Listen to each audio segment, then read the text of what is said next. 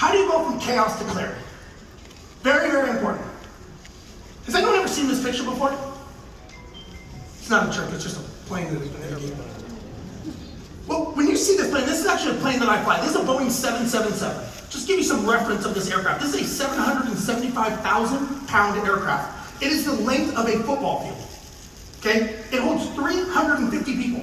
When this thing comes up to the gate, it's like an apartment complex with wings. You see doors opening, you see stuff happening, and it just looks like chaos. But to us, it's called the dance.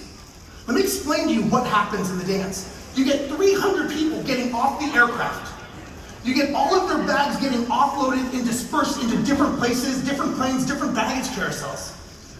Cleaners are coming on the plane. They are cleaning all the trash and everything out of the aircraft. And catering is coming from the other direction. They're restocking water, food, consumables.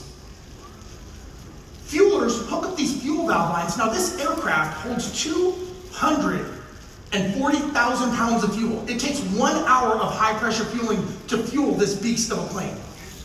Maintenance is walking around, they're checking structural integrity, tires, engines, wheels, airframe. Flight attendants, they're in the back. They're checking emergency exits, seatbelts, safety of flight items. And the pilots, we're up front. We're checking the routing, the weather, the destination, flight computers, everything to make sure that we can get all of you from A to B safe, secure, and on time. Okay? In 1 hour, 300 people get back on this aircraft. All of their bags are loaded into the belly, and this thing is buttoned up, and we push back, and not one person has had to talk to anyone else to do their job. I don't care if I'm in London, England, Sydney, Australia, Tokyo, Japan, Los Angeles, Miami, or New York, 24 hours a day, 7 days a week, every minute of every second, this system is working. Think about it. That is a perfect system, folks. This was the aha moment that I had when I was sitting at the gate going, wait a second, why couldn't I do this in my company? Because the thing is after I saw this, I was starting to see light at the end of the tunnel, like, okay, I can tell you this is not the smartest people on earth that do these jobs. If the fueler doesn't do his job, it doesn't matter how good of a pilot I think I am, we're not making our destination. But why don't planes crash? Good question, right? Because the systems catch our mistakes. You build your business that's system-centric, people just enhance it. Does that make sense, everybody? Now, here's my question to you. What does your dance look like? Is it a mosh pit? Is it a tango? We all have one. Everyone in here has a dance. Could you build your business to have a dance like this? Yeah. If anyone in here says no, then I have bad news for you. You don't own a business, you own a job. Because if you can't step away from what you're doing for 3 hours, 3 days, or God forbid, go on vacation for 3 weeks, it's not a business, folks. It's a job. It's probably a shitty paying job because it's stress and headache and you are bearing all the brunt of it. You've got to build your dance. You've got to build your system. So the question is how do you do this? The way to go from chaos to clarity is you have to have a world-class system. So what is a world-class system? There are 5 rules. I would write these down. You guys probably know them, but let's write these down. Number 1 is marketing. Marketing makes the phone ring. Very simple. Well, I date myself, phone, internet, whatever it is. It's someone raising their hand saying, I am interested in what you have to offer. Number 2, sales answers that phone and they convert that person to becoming a client. Or they determine they're not a fit for the company. Operations processes that order. And if they process that order, 2 things will happen. Does anyone know what those 2 things are? Anyone got a guess? I'll put you on the spot. Repeat customers and referrals. If you're not focused on getting repeat customers and getting referrals, you are spending a lot of time going out there fishing for cold fish when you have warm leads right here. Next is accounting. Accounting pays everyone. And the last is leadership. For those of you who want to take a picture, how's that? Is that better? Do you guys know what this is, what I just described? Does anyone guess what this actually is? This is an organization chart, folks. This is the spinal cord of your company. Think of it this way. This is the foundation of your business. Now, let me ask this. If anyone's ever been involved in building a house, do you build the foundation first and then build the house? Or do you build the house first and then put the foundation in? Which one? Foundation first, right? Who built a house and go, oh fuck, oh man, we forgot the foundation. Like, what the hell? Like, now we gotta dig. You'd be like, that's stupid, Steve. How many people have started their business and they don't have a foundation? Many of us do. I was one of them. It's very common. If you are missing a piece, any of these pieces of the puzzle, I will tell you, your business is gonna sag. It's gonna tilt, it's gonna fall. It's just a matter of time. Motivation is like a battery. It will drain over time. The business will run you into the ground if you are missing these key essential things. Something to think about. Who has all these? By the way, raise your hand and be honest. Who has all these? Okay, a couple people. It's not things that we're taught. If you had all these, what do you think this would do to the revenue of your company? Think it would go up or down?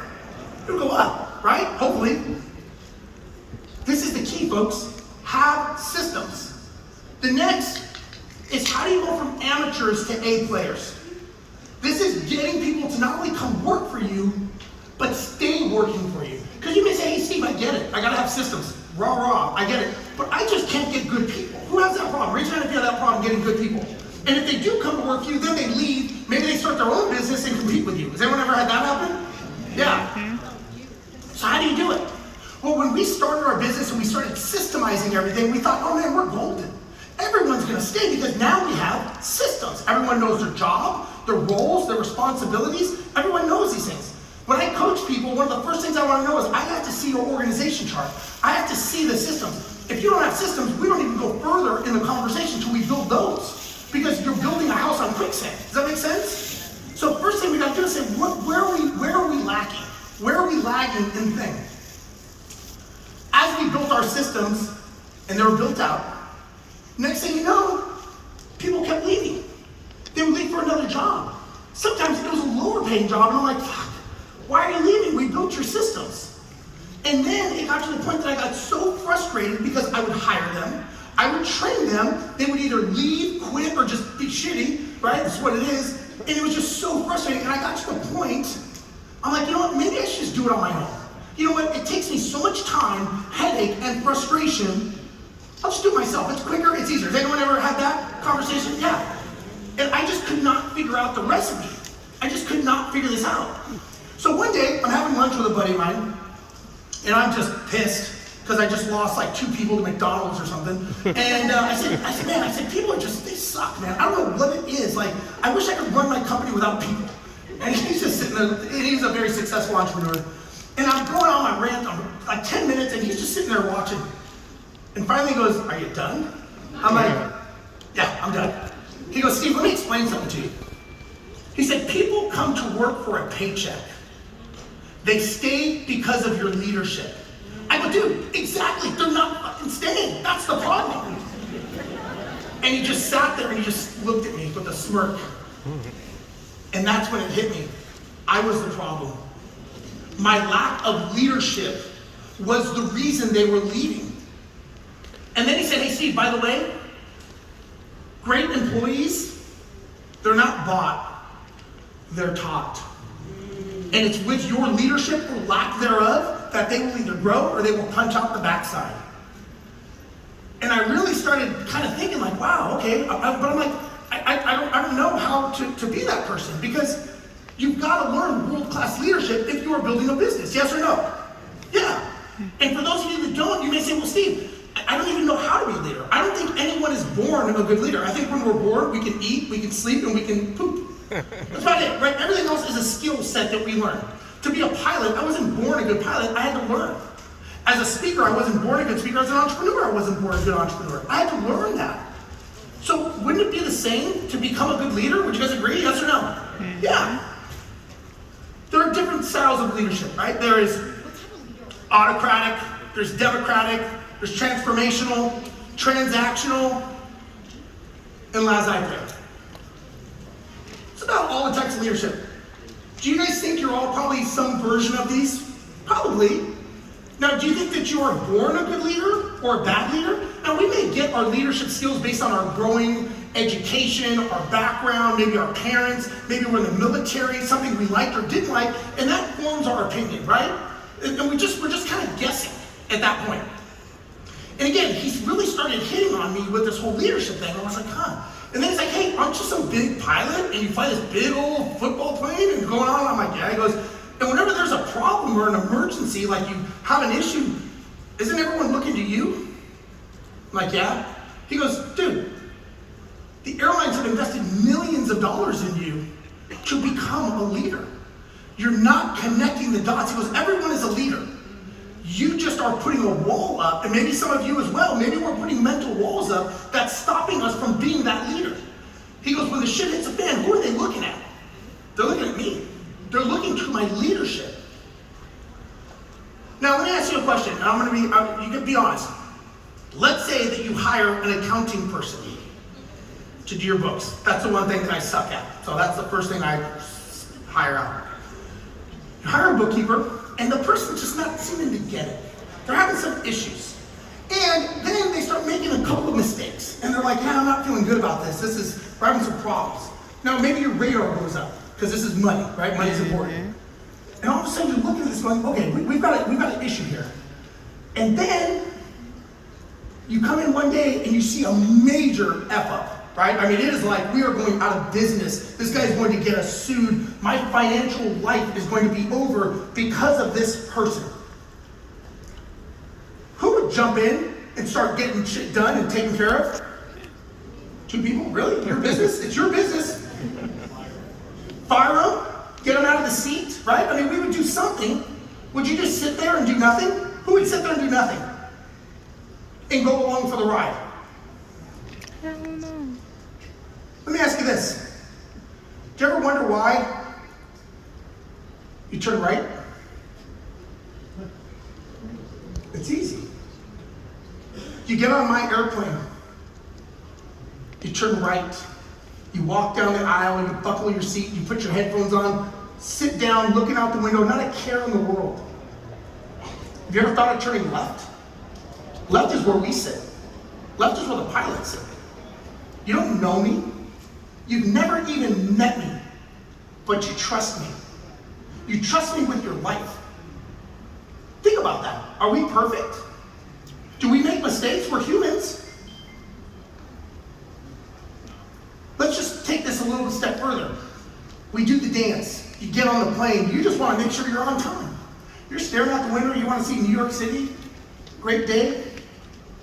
We take off. You look out the window, and that is what you see.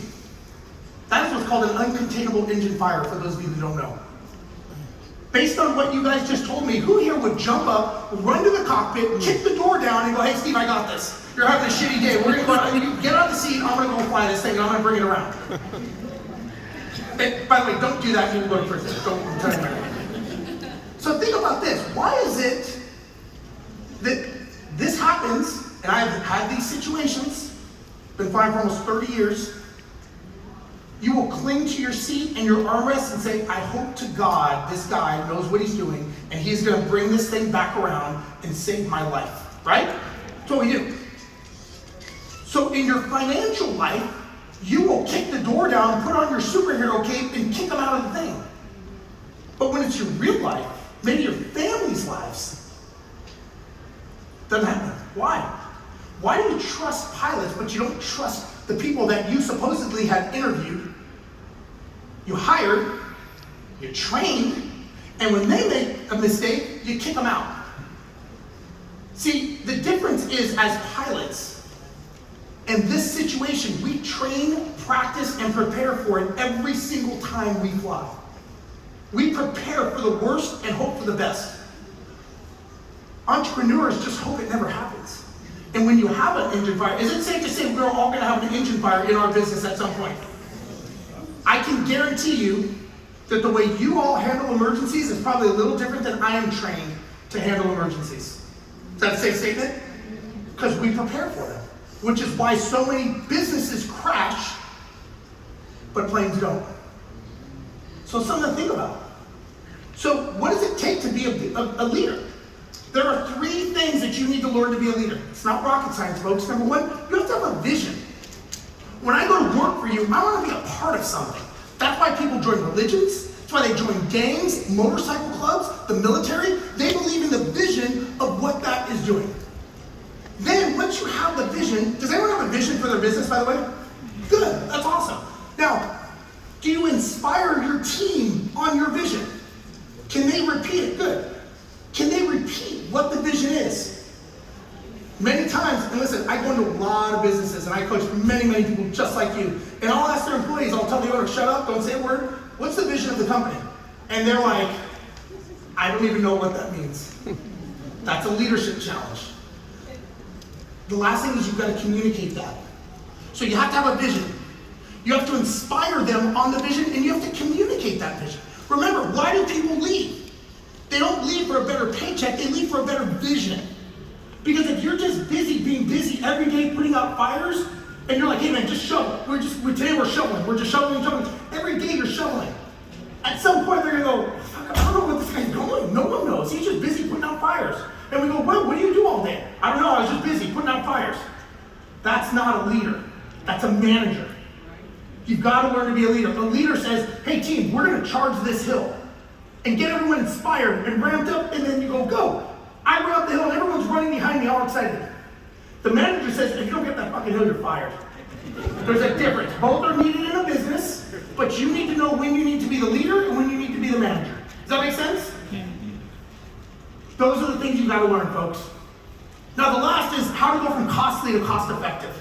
Okay? Costly to cost effective is how I was able to scale my company, grow it, and sell it and exit to venture capital for millions of dollars. And I'm going to show you all how I did this. There's 4 things you need to learn. So if you don't have a pen and paper, I'll write them down. Or take pictures, whatever you want to do. So as we were growing our business, the last business I've had, I was told, hey Steve, as your business grows and all your fixed costs stay the same, your margins will be skyrocket. The term he used was a hockey stick. Now growing up in Southern California, I don't play hockey, but I know what a hockey stick looks like, right? I'm like, rock on, let's do this. We start growing, and guess what? The blue line was our business. The red line was our profits. We were inversely related. As we grew, so did all of our expenses. We could not figure it out. Every single time we were growing our company, we were basically putting ourselves in bankruptcy, is what we were doing. I could not figure it out. And one day, so I started looking at anyone have virtual assistants, by the way? Anyone have virtual? Yeah. For those of you that come to the workshop I'm doing right after this, we're going to talk about sales and virtual assistants, by the way. But if you don't have them, it's a form of leverage, right? Virtual assistants is just someone who's a remote worker. And I tried all the places. I was trying India, Pakistan, all the places. I couldn't find them. They just, for one reason or another, it did not work for me. One day I'm having a conversation with a guy, and he's like, dude, I'm killing it with virtual assistants. And I'm like, dude, enough. I don't want to hear it. They suck. He goes, no. He goes, dude, I think I figured it out. I'm like, well, what? He goes, they're in Mexico. I go, Mexico? I didn't know they had virtual assistants in Mexico. He's like, yeah, dumbass. They work from home. It doesn't matter where they are. I was like, huh. I go, well, what's different? He goes, well, number one, they're on the backside of the clock in Asia. I know as a pilot, when you work on the backside of the clock, psychologically, you cannot operate mentally as you can when you're working like right now. Like if we did this at 3 in the morning, I don't care how much sleep you have, you're not going to be as accurate and as effective. Would you guys agree? Yes. Probably drunk too, but that's okay. So, that was number one, backside of the clock. I said, okay, I get that. He goes, number 2, he goes, they're on the same time zone, and he goes, they all get the Western conversations. They get the jokes, they get the nuances, they get the lingo.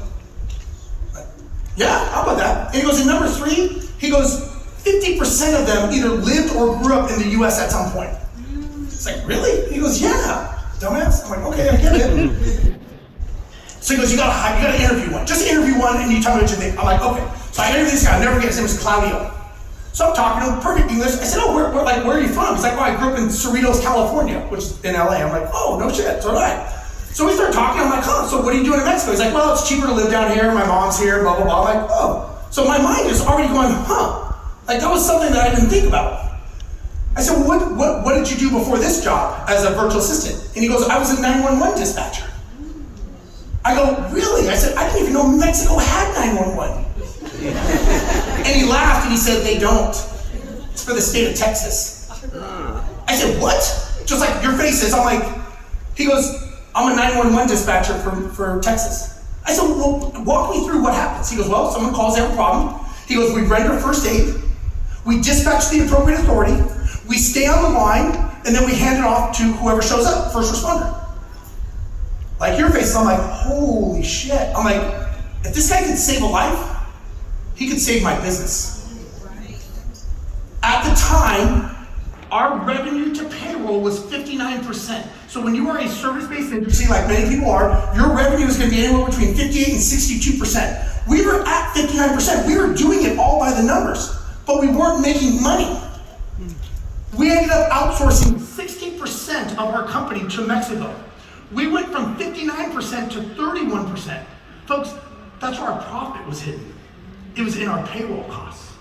Something as little as that, we just tweaked. We had more employees doing a better job because of that. World-class leverage, folks, is what you have to learn. Number 3. So what is world-class leverage? Well, there's 4 of them. Number 1 is alliance. That's leveraging people and partnerships. That's virtual assistants, or however you want to, whatever you want to call them.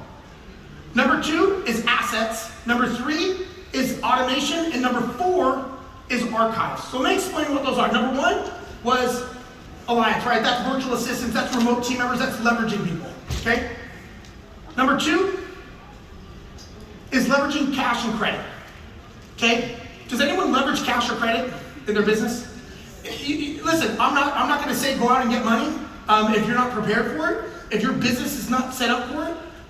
But if you want to grow and scale, you have to learn how to leverage money. Money is a tool. That's all it is. It is like a shovel. You can dig with your hands or you can dig with a shovel. Which one do you think is going to get you the goal of planting your tree faster? The shovel. Money's the same way. We just have an emotional attachment and we have an aversity to money because we identify with it and we have a weird relationship with money. Let's face it, we all do, right? We all have a weird relationship. But if you look at it as a tool and as a smart tool that you can metric, it can be exponential. Next is automation. This is leveraging software, AI, CRM. So who has a CRM system? Anyone? Okay.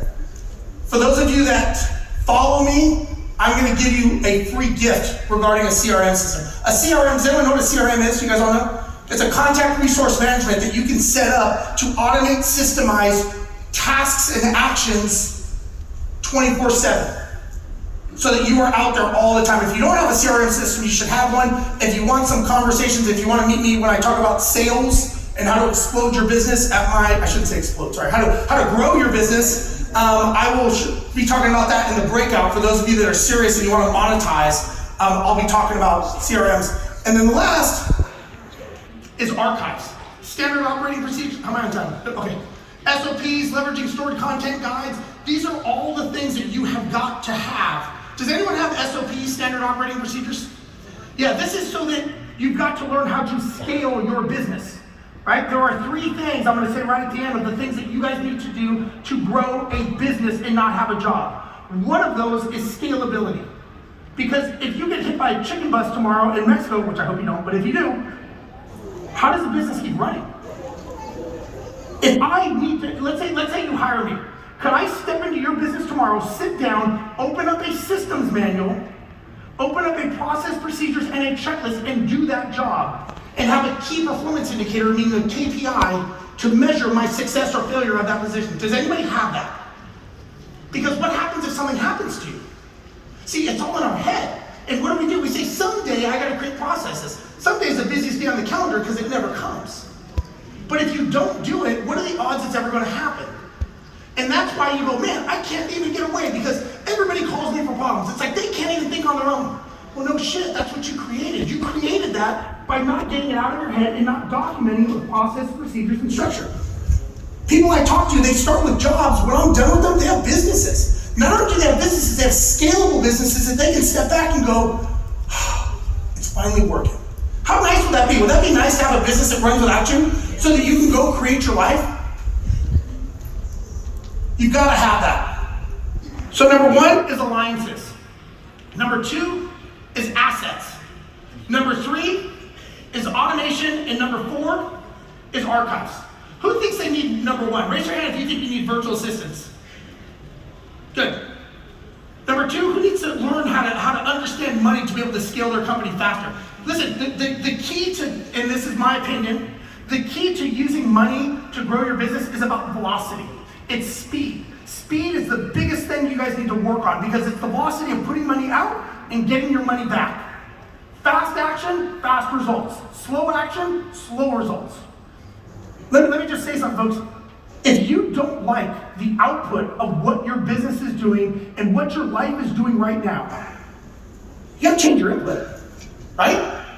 For example, I'll say this in a second. 3 secrets: world-class systems, world-class leadership, and world-class leverage.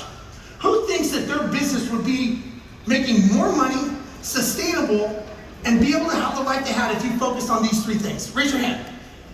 Is this hard? No, it's not hard. Is it rocket science? No, I did it. I'm not the freaking smartest guy in the world. You know what I do is I execute. When I coach people, I hold you accountable. You know why? Because if you haven't done it till now, what are the odds you're gonna walk out of here and do it? We're creatures of habit. We're gonna go, yeah, that guy Steve, that bald guy, he was funny, he had a lot of good information. I don't know if I can talk about it, let's go have lunch. And we don't execute. But wouldn't it be nice to be able to do it? Wouldn't it be nice to actually have a business to give you the life that you want? Does anyone know what a tactic is? A tactic is something that changes over time. Meaning if you're in a business plan during COVID, that could have been a tactic during that time because that was a moment in time. That tactic may not work. It's kind of like here, right? Going up to the Pocono Mountains and having snow skis in the summer. That tactic doesn't work in the summertime. Many of you are trying to snow ski in the summer or water ski in the winter. You're using the wrong tactic. Now, does anyone know what a principle is? A principle is a fundamental truth. There's no your truth. There's no my truth. There's only what? The truth. So what is that? Well, there are laws when it comes to this. Let's talk about the law of advancement. Law of advancement says that before anything goes up, it must go which way? Down. You guys all had to go into your wallets to come here, right? Yes or no? Did everybody have to go into their wallet to come here today? And if you don't value your time, you need to get up and leave because you're wasting it right now if you don't value your time. You have to go into your wallets and do something to get here. I talk about a house. If you build a house, the foundation is this big to build a house. If you want to build an apartment complex, is it the same size or deeper? Because you're going higher. And if you build a